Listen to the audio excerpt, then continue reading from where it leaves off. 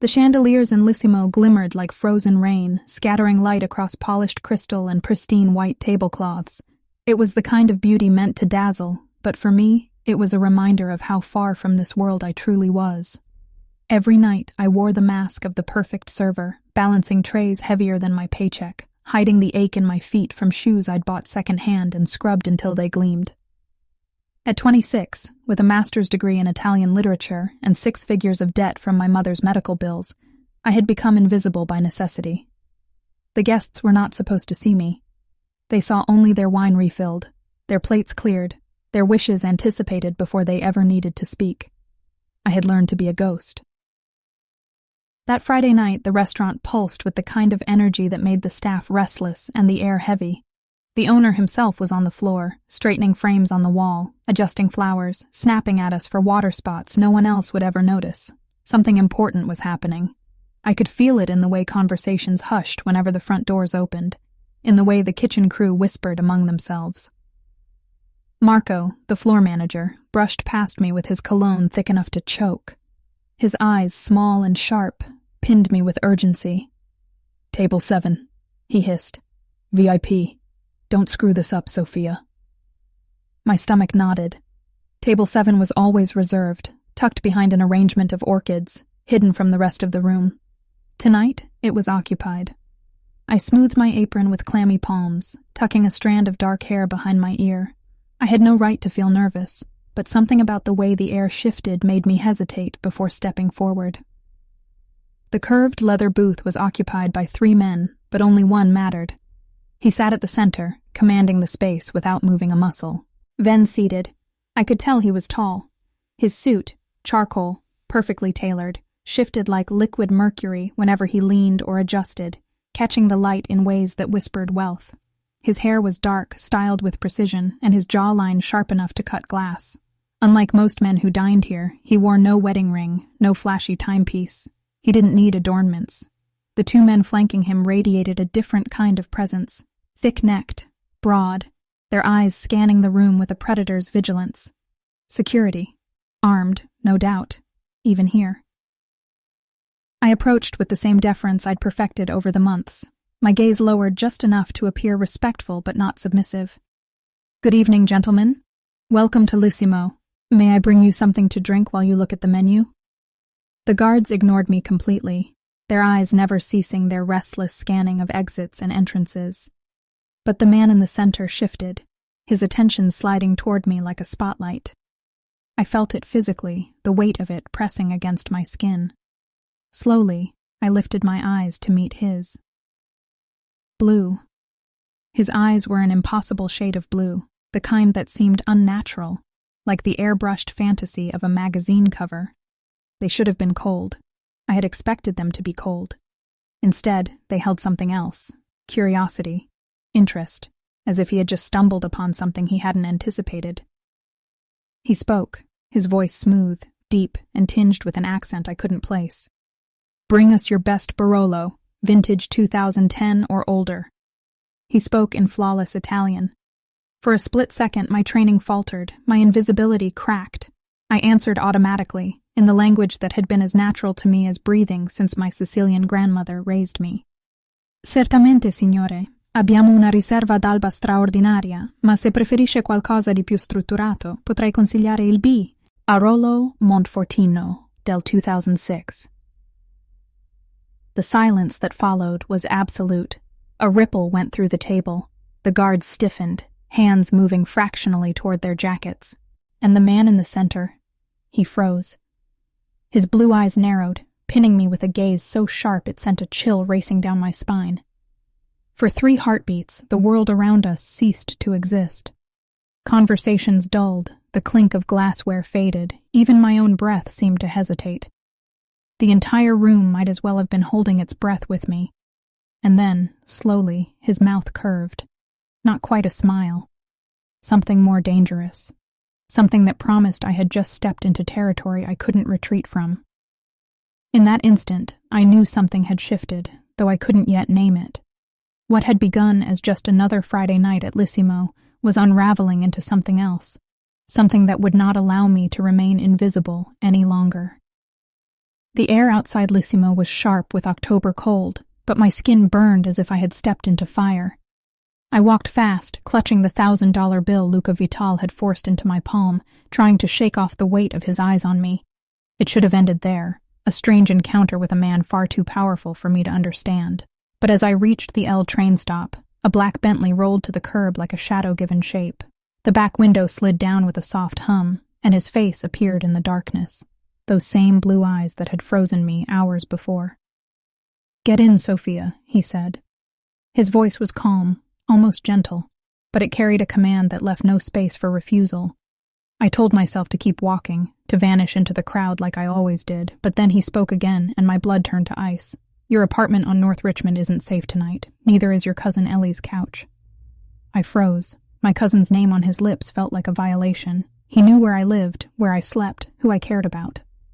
The Bentley door opened with a quiet click, its leather interior glowing faintly in the streetlight. His voice dropped lower. "Al, most soft. Please." It was that word that undid me. Please. From a man who radiated control, it was disarming in a way nothing else could have been. My legs moved before my mind could argue, and I slid onto the seat. The door closed with a sound like fate sealing itself. The car glided through Chicago's streets, silent except for the hum of the engine. I pressed myself against the door, heart racing. Luca sat across from me, not too close, but close enough that I could feel the heat of him. He didn't watch the road. He watched me. "You're frightened," he observed, eyes catching the passing streetlights. "You shouldn't be." I laughed, a sharp sound that broke the silence. "You know where I live, you know my cousin, you know what I studied. Men like you don't gather information like that without a reason." His lips curved faintly. "Men like me. Dangerous men. Powerful men." He didn't deny it. He didn't have to. "My grandmother never told you about your family, did she?" he asked. His voice was too smooth, too intimate, as if he were already inside my secrets. I told him she had said nothing except that there had been a falling out in Sicily, that she had left behind olive groves and a family she rarely spoke of. "The olive groves existed," he said, "but the falling out was blood and betrayal. Your grandmother was Maria Vizzini, sister to Antonio Vizzini, one of the most feared men in Palermo." The name hit me like a blow. I shook my head. "That's impossible. My grandparents came here legally through Ellis Island. They were no one important." His eyes narrowed, sharp with something close to pity. "They had documentation forged. Antonio's enemies helped. Your grandmother fled with a policeman, Carlo Russo, who had infiltrated her brother's empire. She betrayed her bloodline. And you were the result of that betrayal." The city lights blurred outside the tinted glass as his words sank into me. It couldn't be true. It shouldn't be true. Yet a part of me remembered the way my grandmother had always avoided questions about her past, the way she had taught me Italian poems, but never stories of her own youth. "Why are you telling me this?" I whispered. "Why do you care about a feud that ended before I was born?" "Because Antonio is dead," Luca said softly.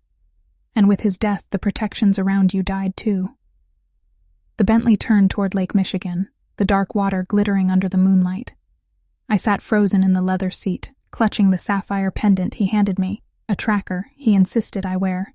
His voice was steady, calm, as if we were discussing ordinary things. "Certain people have long memories," he said, "and you, Sophia Russo, are both vulnerable and valuable." The words echoed in my chest like a verdict. I was no longer invisible. I was caught in a story older than I could comprehend, bound by bloodlines I had never asked for. And sitting across from me was the man who had just pulled me into it, a man whose name carried both fear and fascination across Chicago. Luca Vital watched me as the car carried us into the night.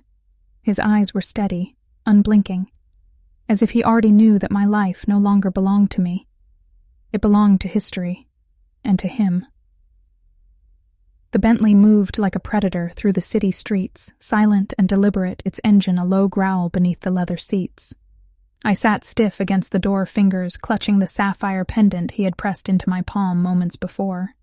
The chain was cool against my skin, but the meaning of it was hotter than fire. A tracker, he had called it a microphone, a lifeline disguised as jewelry. I was being marked, tagged, claimed. Luca Vital leaned back in his seat, one arm draped casually across the rest, as if this was nothing more than a late-night drive. But every so often his eyes cut to me, sharp as glass blue and unyielding. They unsettled me more than his security men did, more than the gun I had glimpsed tucked under his jacket, because behind at gaze, was knowledge. Knowledge of me, of my grandmother, of bloodlines I never knew I carried. "You still don't believe me," he said, not as a question, but as a certainty. I wanted to argue, to laugh, to say this was insanity. But the images he had shown me in the restaurant photographs of my grandmother beside a man with the same eyes, the same jawline as mine, lingered too vividly in my mind. Instead, I whispered, "Why me? Why now?" He looked away, for the first time his profile cut against the lights flashing past the windows. "Because Antonio Vizzini is dead, 3 days ago in Palermo. When he lived, he watched over you from afar. His enemies respected his boundaries. Now there are no boundaries, only predators who see you as both inheritance and prey." The words felt like stones dropping into my chest. My grandmother had spoken of olive groves, of family disputes, but never of a brother who commanded empires in Sicily. Never of a man feared by entire cities. And now his death had become the match striking against dry tinder.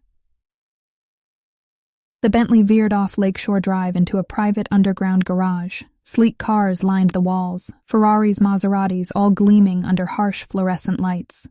The door closed behind us with a metallic echo, sealing me in with him. "Where are we?" I asked, my voice tight. "My home," he said simply. "You will stay here tonight." I shook my head no louder than I intended. "I'm not staying with you. I don't know you." He stepped closer as the driver and security melted into the background shadows. "You know me better than you think, and you are staying because right now there are Calabrian enforcers stationed outside your apartment. 3 more at your cousin's building." Fear slammed into me so hard my knees weakened. "Ellie." "If they hurt her," I began, but his hand lifted, stopping my words. "She is safe for now. My people are watching theirs. But the moment they see you return to her, you both become targets." The elevator doors opened and he guided me inside. His hand at the small of my back was not rough, but it was implacable, a pressure that told me I had no choice. We rose higher and higher, the numbers climbing with the soundless smoothness of wealth, until the doors opened directly into a penthouse that looked more like a kingdom than a home. Walls of glass overlooked the lake, and the city lights below glittered like fallen stars. I stepped forward, dizzy with disbelief. He poured amber liquid into 2 crystal glasses, his movements steady, practiced. "Running won't save you, Sophia," he said. "These people have reach across oceans. Your only protection now is association with someone they fear more than they desire, revenge." "And that's you?" I asked, my voice sharp with disbelief. His mouth curved faintly, something between arrogance and truth. The Vital family has spent generations ensuring no one dares ask that question aloud. I set the glass he offered me untouched on a polished table. "Why are you doing this?" I demanded. "Why involve yourself at all?" He moved closer until the city lights behind him framed his silhouette like fire. "Because I made a promise to a dying man. And because whether you accept it yet or not, you are no ghost in this world, Sophia. You are a Vizzini." The name wrapped around me like chains and wings all at once. My bloodline had been exposed, my life rewritten in a single night. I was no longer the invisible waitress in second-hand heels. I was a target, and Luca Vital was both my captor and my shield. As I stared at him across the glittering penthouse, a single truth settled into me like ice. I was not free anymore. Not from the past, not from the future, and not from him. The first thing I noticed about the penthouse was the silence. Not the comfortable quiet of a home at rest, but the charged stillness of a place designed to impress and intimidate. The glass walls overlooked Lake Michigan, glittering black and silver under the night sky. Expensive furniture sat arranged with military precision. No clutter, no softness. It felt like a palace built on glass and steel, and I was the uninvited guest trapped inside it. The elevator doors closed behind me with a finality that made my stomach clench. I tested the thought of leaving, but even if I ran to the hall, I had seen the fingerprint scanner, the coded keycard. Escape wasn't an option. My chest tightened. I was not a guest here. I was contained. Luca moved through the space like a man who belonged everywhere, his steps unhurried, his presence swallowing the silence. He poured himself another drink, his profile sharp against the glow of the skyline. He didn't look at me when he spoke. "This is temporary. You'll have the guest room until we decide what happens next." I repeated the word bitter on my tongue. "You mean until you decide." His eyes flicked toward me, then steady blue flames in the dim light. "You think you have choices out there?" he asked. "Right now, there are men posted outside your cousin's apartment waiting to use her as bait. Others are watching your old neighborhood. If you step into the street, you will vanish. Do you want to gamble with Ellie's life?" The mention of her name cracked something inside me. I wanted to scream, to run, to demand he release me, but the picture his words painted was too vivid, too real. Instead, I crossed my arms, holding myself together. "And what do you want from me?" I asked. "If this is about debts or favors or bloodlines, just say it." He set down the glass and walked closer until the air between us felt charged like a storm ready to break. "What I want is irrelevant. What matters is what others believe you are worth. To them, you are Antonio Vizzini's blood, the last living heir of a man they loved, hated, and feared in equal measure. They will come fall. Or you, and they will not stop." His words pressed against my chest, heavy, suffocating. I shook my head, trying to push them away. My grandmother was just a woman who baked bread and told me stories. She never mentioned empires or betrayals. Luca's expression softened for the first time, a flicker of something almost human breaking through the steel. "She wanted to protect you from it, but blood has a way of catching up with us." I turned away, walking deeper into the penthouse, needing distance from him, from his certainty, from the weight of this new reality. The guest room door stood open. Inside, a silk pajama set lay neatly folded on the bed, the tag still attached and my exact size. My chest tightened again. He had prepared this. He had expected me. I spun back toward him, my voice sharp. "How long have you been watching me?" "Long enough to know you read poetry in the park during your breaks. Long enough to know you visit your grandmother's grave every Sunday with lilies. Long enough to know you are stronger than you believe." The confession chilled me more than his threats. He hadn't stumbled upon me by accident. He had been circling my life like a hawk watching, waiting. "You are not my prisoner," he said, his voice lower now. "You are under my protection, and there is a difference." I wanted to deny it, but when I looked into his eyes, I saw no mockery, only relentless certainty. The realization struck me harder than any threat. He wasn't asking for trust. He wasn't asking for permission. He had already decided my life was tied to his. I closed the guest room door behind me, hands trembling against the handle. No lock, no escape, just silk pajamas laid out like an invitation to a life I hadn't chosen. My reflection in the glass showed a woman caught between worlds, a waitress in borrowed clothes carrying a name that could burn cities. And somewhere in the penthouse, Luca Vital waited, watching, ready to decide if I would become his responsibility or his weapon. Either way, I knew the truth. My life no longer belonged to me. Morning light poured into the penthouse as if the sun itself had been invited inside, but its warmth did nothing to soften the edges of what had become my prison. The blinds had opened on their own, a silent reminder that nothing here was under my control. I dressed in the clothes Luca had stocked for me. Jeans, soft as silk, a cream sweater, flat boots, all in my size, as if he had been planning this for months. When I looked in the mirror, I barely recognized the woman staring back at me. She didn't look like a waitress anymore. She looked like someone who belonged in this world of glass and power. But inside, I still felt like a trespasser. I followed the smell of coffee down a hallway into a dining room that could have seated 20, though only one place had been set at the far end from where Luca sat with a laptop and several phones spread before him.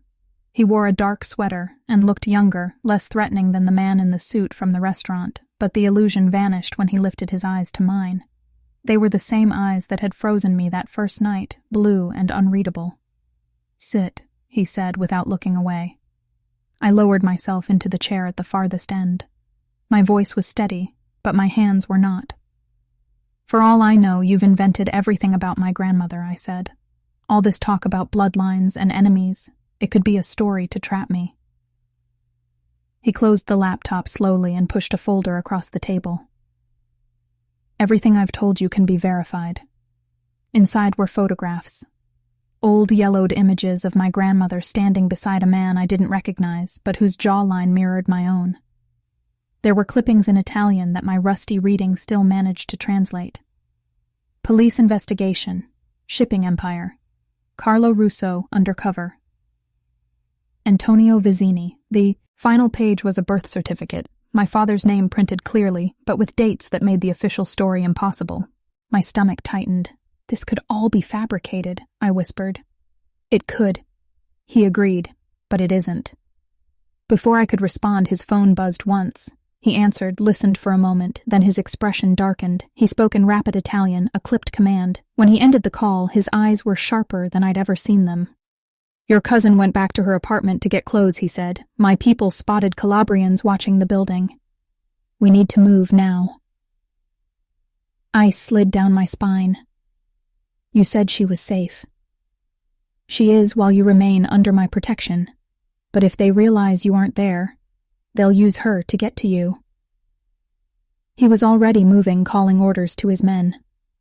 The penthouse that had felt like a gilded cage moments ago now became a command center buzzing with silent efficiency. I ran after him, panic clawing at my throat. What are you going to do? I demanded. Get your cousin out before they make a move. The elevator ride down felt endless. Luca's entire demeanor had shifted. The controlled predator was gone, replaced by something colder, more lethal.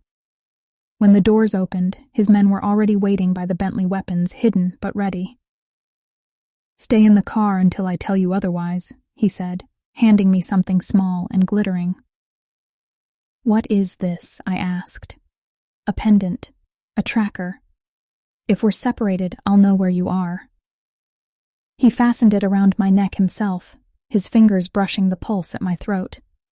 If you're in danger, say Azure into the microphone. My team will hear you. I wanted to protest, but the urgency in his voice made my words die on my tongue. I slid into the Bentley, clutching the pendant. The car shot forward, cutting through traffic like a blade. On the way, he spoke without looking at me. Your grandmother's brother was not just a mafia boss, Sophia. He was a strategist who survived wars between families that destroyed others. His enemies waited for Tiamon, his moment, his death, your appearance. They think controlling you gives them legitimacy. I stared out at the city streets, my mind spinning. You're saying they want to use me like a weapon? Yes. Or an heir. Or a wife, to bind their power to theirs. The Bentley turned sharply onto Ellie's street. Luca pointed to a black SUV parked halfway down the block. Calabrians, he said grimly. They've been more efficient than I anticipated. His men began to fan out, moving with military precision. The street that had always been a quiet haven now looked like a stage set for violence. My heart pounded. Ellie was in there somewhere, terrified and alone. Luca's voice was low but steady. Stay in the car. If you go inside, you give them exactly what they want. They will take you both. I gripped the pendant at my throat. From the window I saw shadows moving in Ellie's building, and for the first time I understood with perfect clarity. My life wasn't just mine anymore. It was a piece on a board being moved by forces older and darker than I had imagined. And Ellie was already caught in the crossfire. The phone rang before Luca's men had even reached Ellie's building. It wasn't one of his lines, but mine, the dead phone I had left at the restaurant, now glowing with new life. My pulse hammered as I answered and heard my cousin's voice trembling with fear. Sophia, there are men here. They say they are looking for you. They won't let me leave. Her words cracked like glass inside my chest. I wanted to bolt from the Bentley to reach her, but Luca pressed his hand down on mine, his gaze sharp. Keep her talking, he ordered. Ellie, are you hurt? I asked, my voice breaking. No, but they... Her voice cut off, replaced by a new one, deep smooth with a cultured Italian accent. Ms. Russo, a pleasure to finally speak with you. I froze. The air in the car turned to stone. Luca's eyes narrowed, recognition flashing instantly. He leaned closer, his hand tightening over mine, but he didn't take the phone. He wanted me to hear it. "Who is this?" I asked, my throat dry. "Someone with a vested interest in your family's legacy," the man said. "Someone who believes it has been mismanaged for too long." My voice cracked. "What do you want?" "What I have always wanted," he said calmly. "A conversation. You will come to your cousin's apartment alone and we will discuss terms. Until then, your cousin will remain my guest." The line went dead. Silence crashed down in the car except for the thrum of my heart and the sound of Luca's slow, deliberate breathing. "That was Giancarlo Bianchi," he said finally. The name was sharp and heavy like a blade. "Who is he?" I whispered. "A rival. Old blood, old grudges. He has been waiting for Antonio Vizzini's death for decades. And now he has Ellie," I said, my voice rising. Luca leaned forward, speaking into his watch in rapid Italian. Around us, men melted from side streets, moving toward the building with deadly focus. He turned back to me, his expression colder than winter. "We are not handing you over." "If you storm the building, she'll be caught in the crossfire," I said. His eyes locked on mine, unblinking. "And if you go inside, you'll be taken, and this entire city will burn in the war that follows." For 15 agonizing minutes, the car remained still while Luca's men surrounded the block. Then the building door burst open, and I saw Ellie, her face pale but alive, escorted by armed men loyal to Luca. Behind them, 2 Calabrians were dragged half-conscious, their guns ripped away. Relief hit me so hard I nearly collapsed. But before I could move, a sharp crack split the air. A gunshot. Luca reacted instantly, pushing me down into the footwell as the Bentley roared away, tires screaming. The window shuddered under impact but held bulletproof glass, deflecting the shot. "We have a tail," Luca snapped. Through the rear window, I saw them 2 black SUVs weaving through traffic, their headlights cutting like knives. The driver's knuckles whitened on the wheel as he pushed the car faster. "They want me," I whispered. "Bianchi believes he has a claim to the Vizzini territories," Luca said, his voice like iron. "With you, he gains legitimacy. Without you, he is nothing." The SUVs drew closer, engines howling. Luca's men in cars behind us fell into formation, but I could feel the danger pressing closer like a storm about to break. Luca's hand settled on my shoulder, steady, strong. "If they catch us," he said, "remember what I told you. Say the word, Azure." Fear surged hot and choking, but I lifted my head and looked into his eyes. "Why are you doing this for me?" For a moment, the steel cracked. His voice dropped low, almost tender. "Because your grandfather asked me to. Because you matter more than you know." Then the SUVs closed the distance, and the chase turned into war. The warehouse smelled of oil and steel, the kind of place where secrets were forged and blood was spilled. The Bentley had slipped inside through a pair of massive rolling doors that slammed shut behind us, cutting off the chaos of the city. Outside, Bianchi's men circled like vultures, but inside, Luca's soldiers moved with military precision. Armed guards lined the walls, snipers took positions in the rafters, and screens flickered with live feeds of the street. This was not a hideout, it was a fortress. Luca stood at the center of it all, issuing orders in clipped Italian, his voice low but commanding. Men twice his size obeyed instantly and without question. He was no longer just a powerful man in a tailored suit. Here he was, something more a king, preparing for war. I hovered at the edge of the glass-walled office, watching him, watching the way every eye in the room followed his lead. And then his gaze found me, pinning me like a blade. "Come," he said, his tone not a request. Inside the office, he closed the door, and the noise of the warehouse faded to a hum. For the first time since this nightmare began, we were alone again. He placed a velvet box on the table between us, and when he opened it, the light caught on a ring platinum set with sapphires deep as his eyes. My breath caught. "What is this?" I whispered. "Protection," he answered. "No." My voice broke sharp against the silence. "This is something else." "It is both," he said evenly. "Bianchi respects only 2 things, power and tradition. A public engagement between us would force his hand. He could not touch you without declaring war against both families."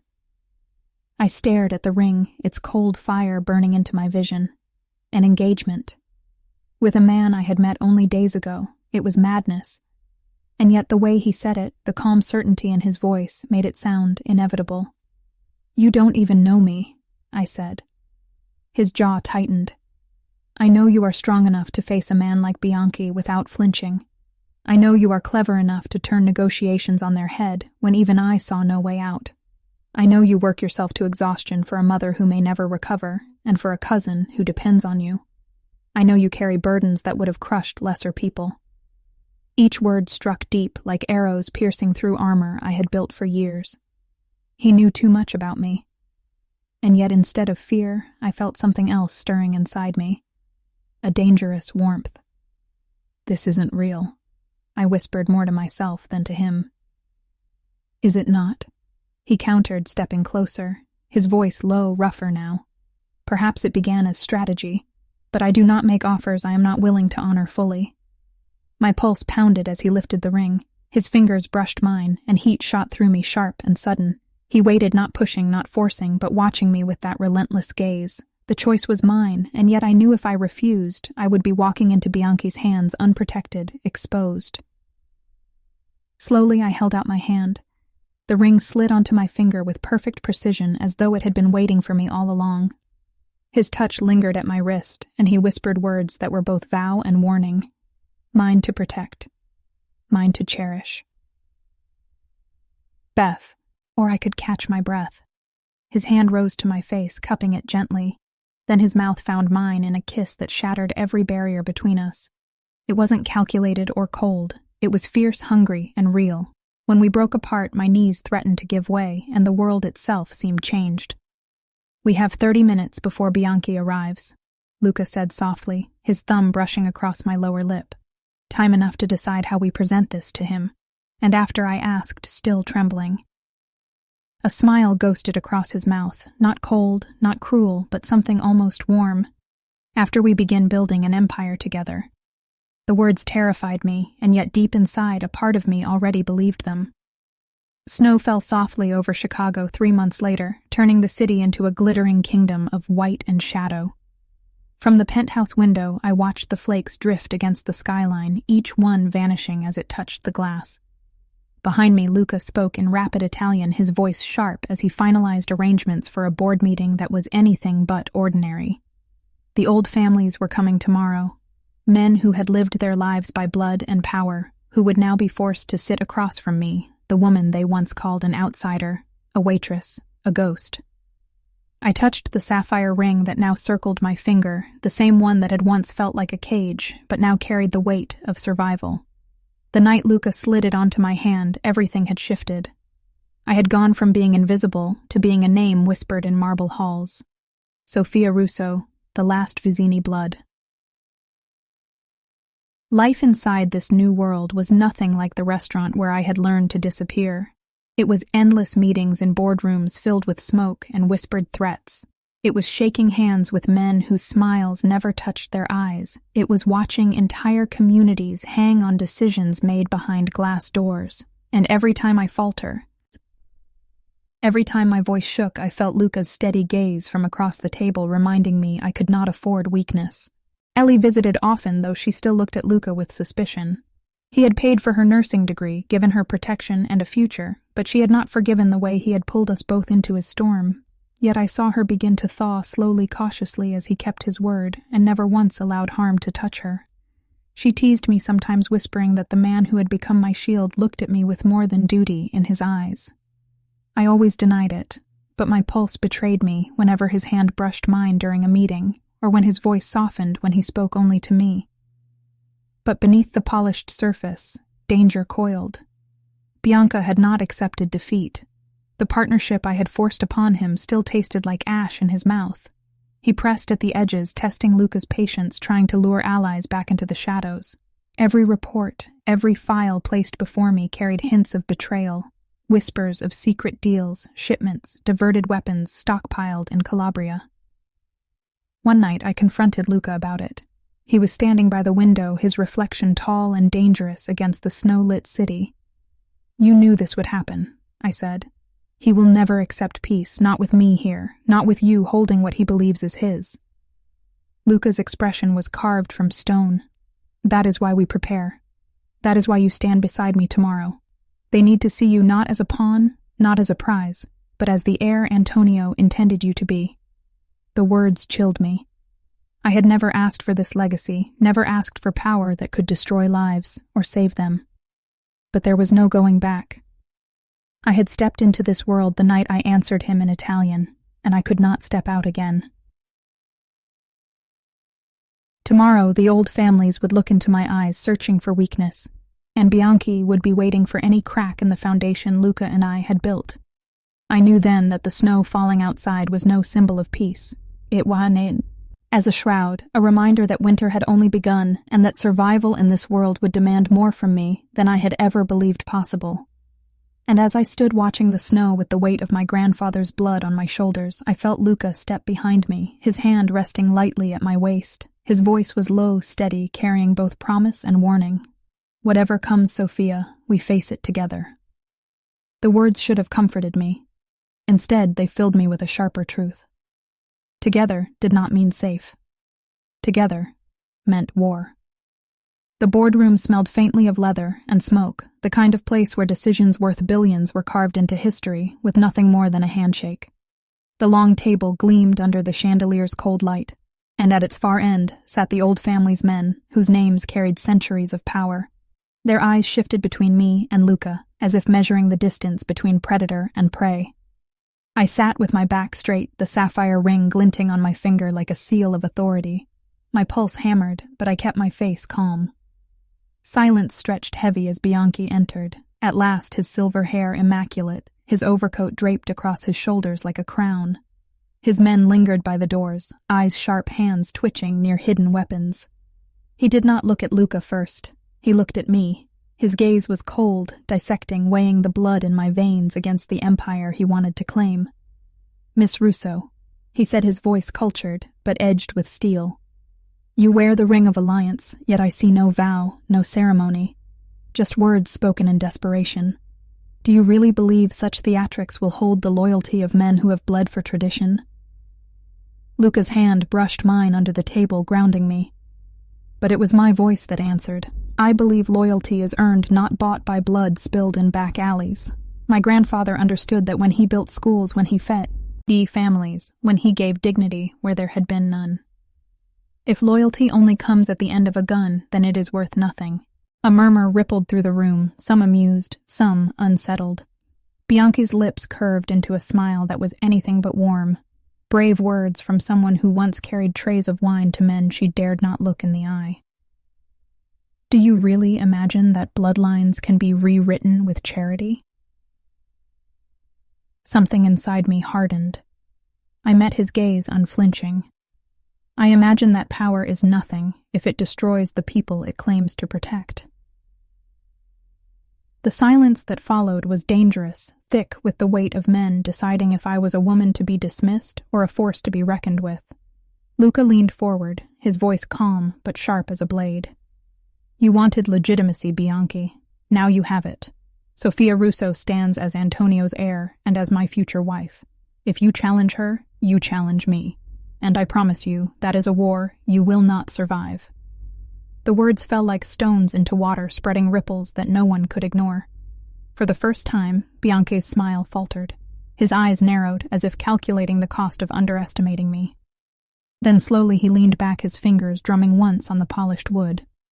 "Very well," he murmured. "Let us see if the girl can carry the weight of the name she clings to."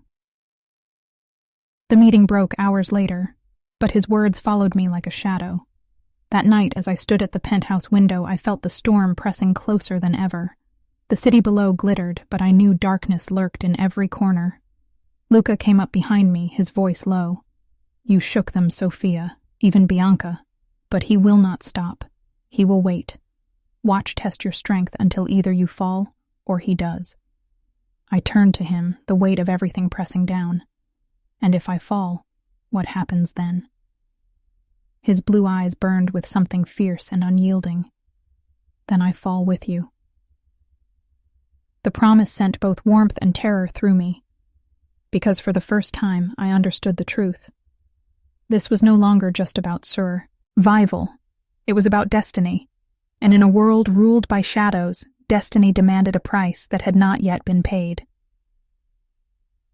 The night of the final confrontation came without warning. A storm rolled in off Lake Michigan, the sky split by lightning that cast the city in sudden flashes of white. From the penthouse windows, I watched the storm approach its fury, mirroring the turmoil twisting inside me. Luca stood at my side, his phone pressed to his ear, his voice low and controlled as he gave orders to his men. Word had come from Sicily. Bianchi had grown impatient. He was no longer content with veiled threats or boardroom whispers. He had flown in with reinforcements, men who had sworn oaths long before I was even born. They were moving through the city like a tide of shadows, their eyes fixed on me, the last link to Antonio Vizzini's bloodline. When Luca ended the call, he turned to me, and for the first time since I had met him, I saw a flicker of something rare. Not power, not command, but fear. "Tonight will decide everything," he said. "If we win, the families will rally behind us. If we lose, the city belongs to Bianchi by morning." I thought of Ellie asleep in a secure safe house far from here. I thought of my grandmother's grave and the lies she had buried with her. I thought of the waitress I had been months ago, the ghost who drifted through Lissimo unnoticed. That girl was gone forever.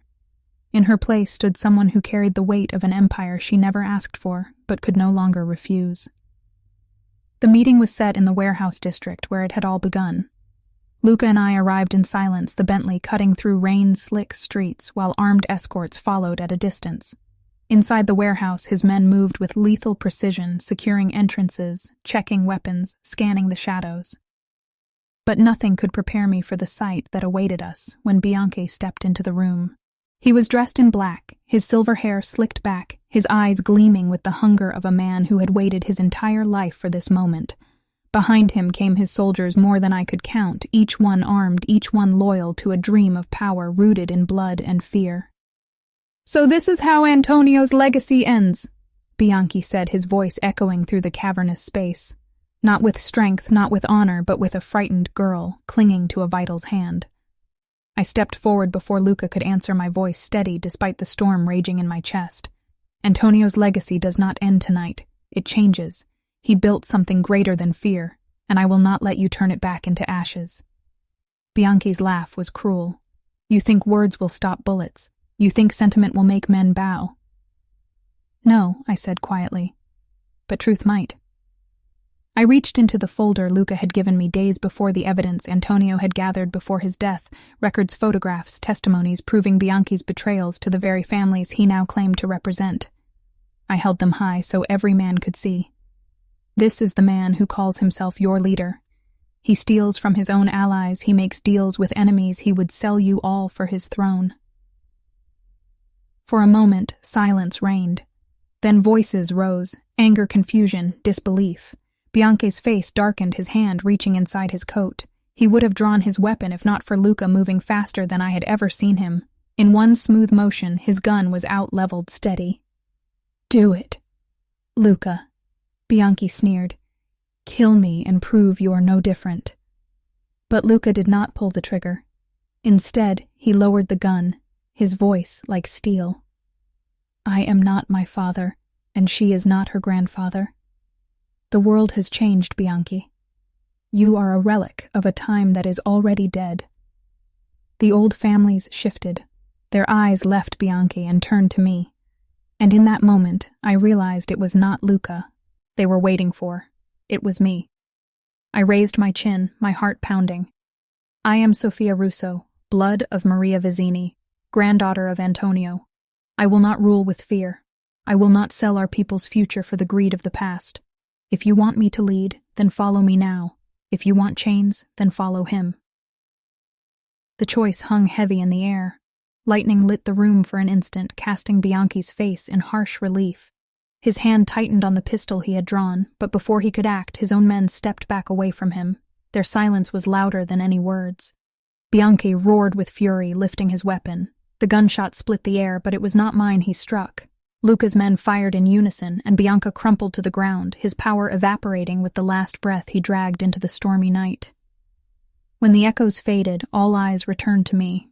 They did not kneel, they did not cheer, but in their silence I saw something even more dangerous. Acceptance. Later, when the city slept beneath the storm, I stood on the balcony of the penthouse, rain dampening my hair.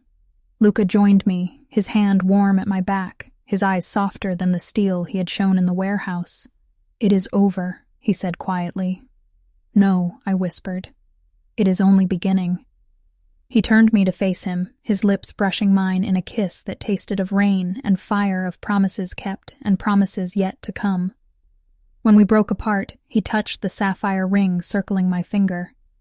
"You chose this life, Sophia, and now it is ours." I looked out over the city lights, and for the first time I did not feel like a ghost in its shadows. I felt like something new forged from fire and blood, from fear and love. The waitress was gone forever. In her place stood a woman who had faced the storm and survived. And as dawn broke over Chicago, painting the skyline in gold, I knew the truth. This was no longer just a story of survival. It was the beginning of an empire, ours